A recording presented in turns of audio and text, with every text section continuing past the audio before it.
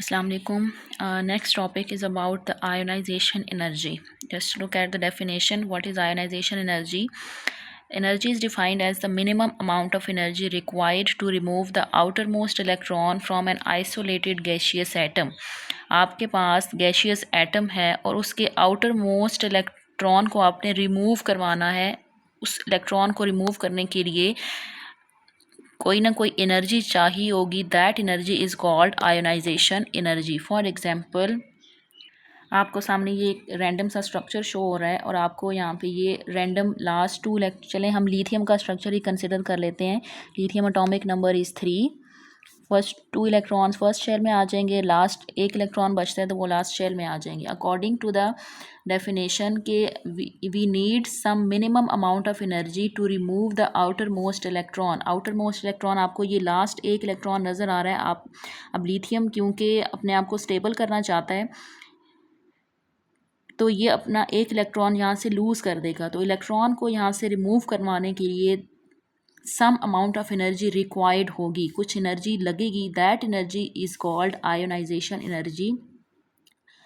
आप इक्वेशन भी देख सकते हैं. m represents the general form of an element. यहाँ पे कोई भी एलिमेंट हो सकता है, आप लिथियम, एल्यूमिनियम, सोडियम, पोटाशियम कहीं कुछ भी कंसिडर कर लें. m जर्नल आपको ये इक्वेशन शो हो रही है. प्लस आयोनाइजेशन एनर्जी, यानी कि अब इस एलिमेंट को कोई ना कोई सम अमाउंट ऑफ एनर्जी चाहिए ताकि वो अपने आप से एक एक्स्ट्रा इलेक्ट्रॉन जो लास्ट वाला है, लास्ट शेल में प्रेजेंट है, वो रिमूव कर सके. जब इलेक्ट्रॉन रिमूव होता है तो आप सबको पता है कि पॉजिटिव चार्ज आएगा तो m will become m positive और जो इलेक्ट्रॉन यहाँ से रिमूव होगा वो आप यहाँ पे शो करेंगे प्लस e नेगेटिव के साथ इलेक्ट्रॉन. इट मीन्स कि यहाँ से एक इलेक्ट्रॉन रिमूव हो चुका है. Ionization energy is measure of extent to which the nucleus attracts the outermost electron. A high value energy means stronger attraction between the nucleus and outermost electron. यानी कि ionisation energy depend करती है कि nucleus का last में present electron पे कितना hold है, कितनी अट्रैक्शन है. अगर तो फोर्स ऑफ अट्रैक्शन बहुत ज़्यादा होगी तो एनर्जी भी ज़्यादा चाहिए होगी वहाँ से इलेक्ट्रॉन को रिमूव करने के लिए. तो जितनी ज़्यादा अट्रैक्शन होगी उतनी ज़्यादा आयोनाइजेशन एनर्जी वहाँ पे हाई होगी, यूज़ होगी इलेक्ट्रॉन को रिमूव करने के लिए.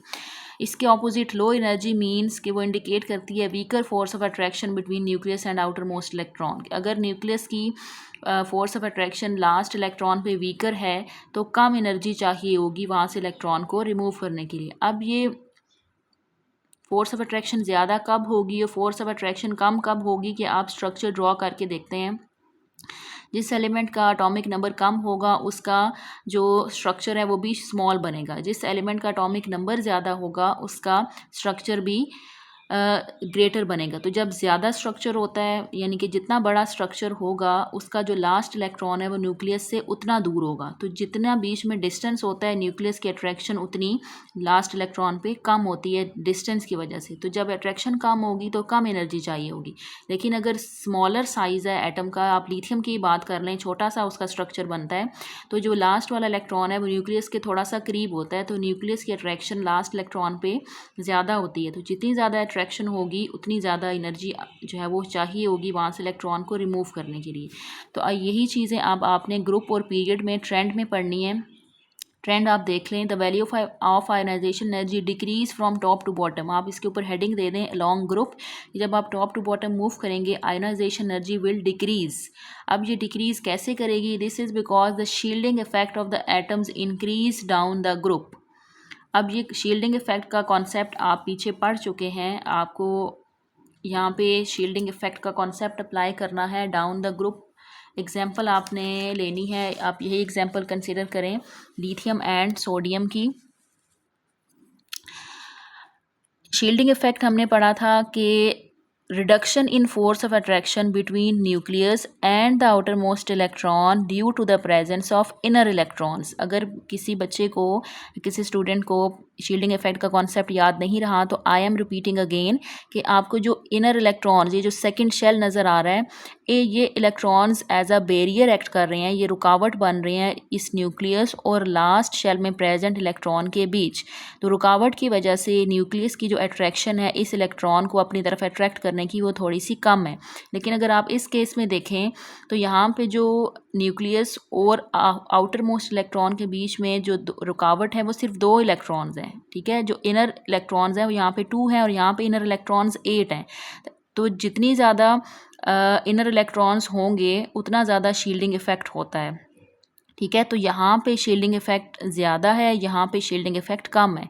आप शील्डिंग इफ़ेक्ट को आपने बेसिकली इनर इलेक्ट्रॉन से ही रिलेट करना है। आप यहाँ पे देखें 2 इनर इलेक्ट्रॉन्स हैं और इस केस में न्यूक्लियस और आखिरी इलेक्ट्रॉन के बीच में 8 इनर इलेक्ट्रॉन्स हैं। तो जितने इनर इलेक्ट्रॉन्स होंगे उतना ज़्यादा शील्डिंग इफ़ेक्ट होगा, क्योंकि इनर इलेक्ट्रॉन्स की वजह से अट्रैक्शन कम हो जाती है।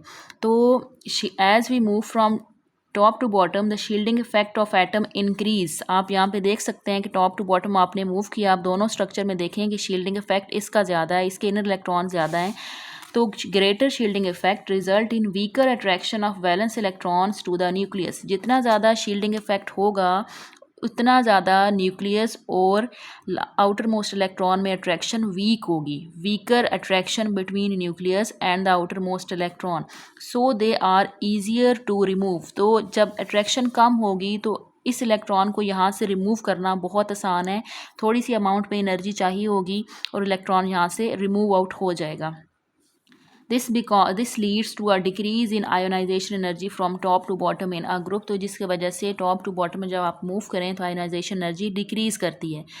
अब अगर आप इस केस में देखें तो यहाँ पे आयोनाइजेशन एनर्जी यहाँ पे ज़्यादा लगेगी, क्योंकि बीच में सिर्फ 2 ही इलेक्ट्रॉन्स हैं जो कि न्यूक्लियस और आउटर मोस्ट इलेक्ट्रॉन के बीच में आ रहे हैं। तो न्यूक्लियस ने इस इलेक्ट्रॉन को अपनी तरफ थोड़ा ज़्यादा अट्रैक्ट किया हुआ है, इसकी फोर्स ऑफ अट्रैक्शन ज़्यादा है। तो इस इलेक्ट्रॉन को यहाँ से खींच के निकालने के लिए ज़्यादा अमाउंट ऑफ एनर्जी चाहिए। सो lithium has greater ionization energy and sodium needs less amount of ionization energy because यहाँ पे shielding effect ज़्यादा है। shielding effect means कि inner electron ज़्यादा है, attraction between nucleus and outermost electron is weaker। attraction weaker होने की वजह से less amount of energy is required to remove this electron from the gaseous atom। so sodium has less amount of ionization energy and it decrease from top to bottom।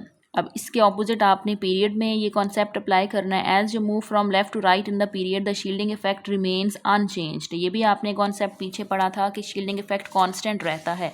आप यही same examples consider करें। Shielding effect means inner electrons आपने देखने हैं। तो यहाँ पे आप न्यूक्लियस और आउटर मोस्ट इलेक्ट्रॉन के बीच में इनर इलेक्ट्रॉन्स देख सकते हैं। यहाँ पे भी 2 हैं और यहाँ पे भी आप देख सकते हैं इनर इलेक्ट्रॉन्स 2 ही हैं। तो शील्डिंग इफेक्ट कांस्टेंट है, यहाँ पे भी कांस्टेंट है, यहाँ पे भी कांस्टेंट है। बस दोनों में फ़र्क ये है कि इसके लास्ट शेल में 1 इलेक्ट्रॉन है, बेरिलियम के लास्ट शेल में 2 इलेक्ट्रॉन है। यानी कि न्यूक्लियर चार्ज का फ़र्क आ रहा है कि यहाँ पे न्यूक्लियर चार्ज कम है, यहाँ पे न्यूक्लियर चार्ज ज़्यादा है लास्ट 2 इलेक्ट्रॉन्स होने की वजह से।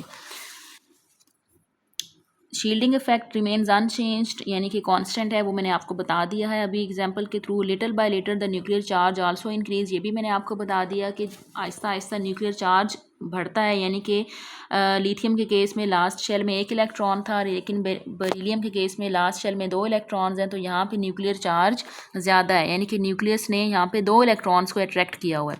The stronger attraction between the nucleus and valence electron increase as a result the ionization energy increase from left to right in a period. Ionization energy left to right increase कर रही है। यानी कि यहाँ पे अगर आप बात करें न्यूक्लियस की, तो इस लिथियम के स्ट्रक्चर में न्यूक्लियस ने सिर्फ 1 इलेक्ट्रॉन को अपनी तरफ अट्रैक्ट किया हुआ है और सिर्फ 1 इलेक्ट्रॉन को रिमूव करने के लिए आपने एनर्जी प्रोवाइड करनी है। लेकिन बेरिलियम के केस में न्यूक्लियस ने लास्ट शेल में प्रेजेंट 2 इलेक्ट्रॉन्स को अपनी तरफ अट्रैक्ट किया है, तो 2 इलेक्ट्रॉन्स को रिमूव करने के लिए ज़्यादा एनर्जी देनी पड़ेगी। So beryllium needs more energy and lithium needs less energy to remove 1 electron. Beryllium needs more energy to remove 2 electron. So when we move from left to right in a period the ionization energy increase। इसके बाद आप beryllium के बाद एक और structure आप बना लें। यहाँ से आप बेरिलियम के बाद बोरोन आता है, बोरोन का एटॉमिक नंबर 5 है, तो उसका स्ट्रक्चर मज़ीद बड़ा होगा। 5 होने की वजह से उसके स्ट्रक्चर में आखिरी शेल में 3 इलेक्ट्रॉन्स होंगे, तो उसको मज़ीद एनर्जी चाहिए होगी इलेक्ट्रॉन को रिमूव करने के लिए। आई होप आपको ये दोनों ट्रेंड्स ईजीली समझ आ गए होंगे। Look at the example 4.6. Identify the element that has smaller ionization energy. आपने बताना है कि ionization energy small किसकी है। तो सबसे पहले तो आपने ट्रेंड्स अपने माइंड में रखने हैं। कभी हमने पढ़ा कि ग्रुप में ionization energy